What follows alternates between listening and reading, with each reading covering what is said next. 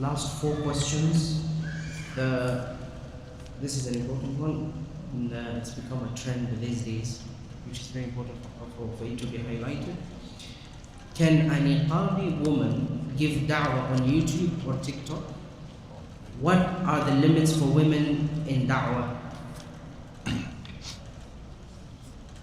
Niqab is a huge wall and fence that protects a woman. If she takes it off, there is the hijab, but it's a lower wall and fence, can be penetrated, can be jumped over. If she takes the hijab, you have no defense. Similarly, Salatul Dhuhr is a huge fence and wall, but it is the center of the city, which is surrounded by a big fence. 4 rak'ah before, 2 rak'ah after.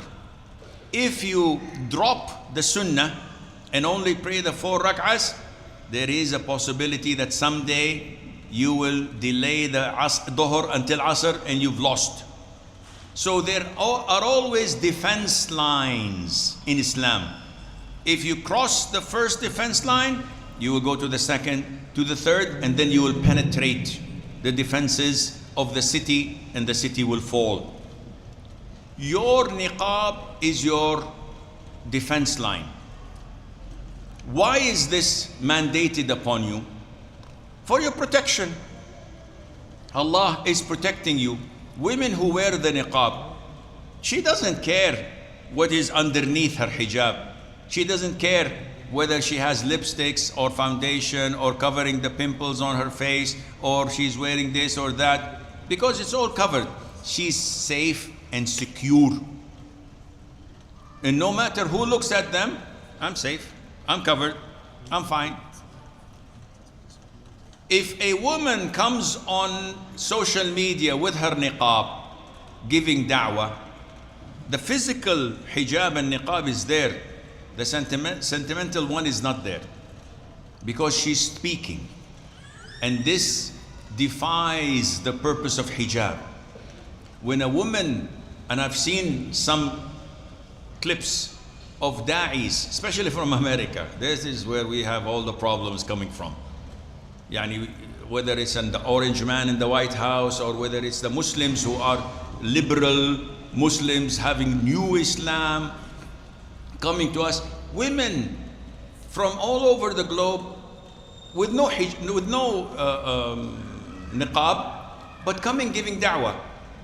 Why?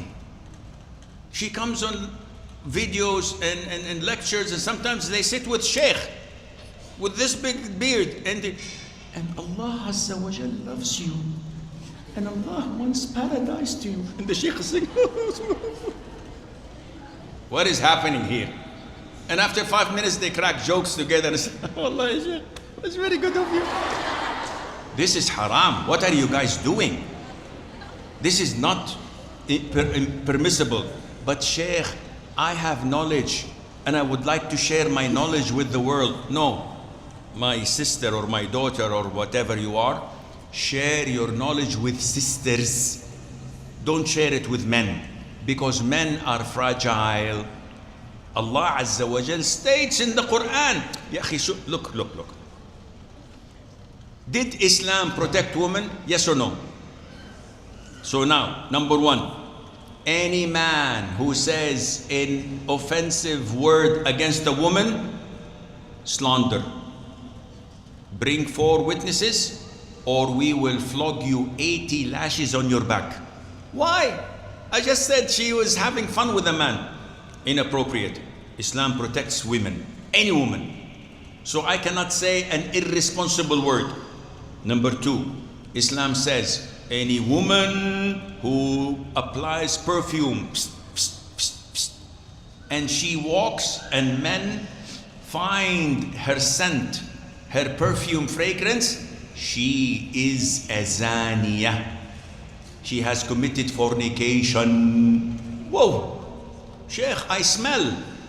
You know, here in Africa it's hot, we wear abaya and we smell. This is sweat.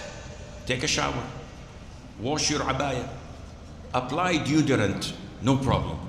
But when you apply Dior or Givenchy or Nina Ricci, no. This is haram. Now you're going into haram. This is zina. Why? Because men would find your scent and say, wow, this woman should be, wow. Just because of the fragrance. Not only that, the Prophet says, alayhi salatu wasalam, فَلَا تَخْضَعْنَ بِالْقَوْلِ فَيَطْمَعَ الَّذِي فِي قَلْبِهِ مَرَضٍ. When you speak, do not soften your voice, because the one with illness in his heart would be tempted.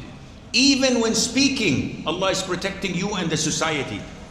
When women call on the phone, they usually do, I answer. And alhamdulillah, for 40 years or plus, I have a system. Never ever be soft with women. Women by nature are soft. So they come to you looking for a shoulder to cry on. Predators would find this very tempting. So, he's not a real man. You should be treated better. You should have a real man. I never opened this door. Naam. No, you should not do this. Assalamu alaikum. Hang up. Women say, Sheikh, why are you so rude? Because this is what Islam should. You should not be too soft. My wife always complains. She says, I know when you're answering a woman or a man. I said, how do you know this? She says, you start your phone call by saying, Naam. When she says, Assalamu alaikum, said, Wa alaikum assalam. If it's a man who said, Wa alaikum assalam, I said, Wallah, I don't notice this. But this is human nature. Allah in the Quran to protect you says, don't soften your voice. Allah in the Quran says, do not wear an anklet or walk with high heel that has a sound, so that when men hear the sound would feel tempted. Even an anklet that has this sound, Allah says, don't hit your feet with the ground so that the sound would not tempt men. All of this, what does it mean? It means that Islam segregates men from women 100% to the extent to protect. So when you come on social media and give da'wah and speak and become emotional while men are watching, where is the da'wah?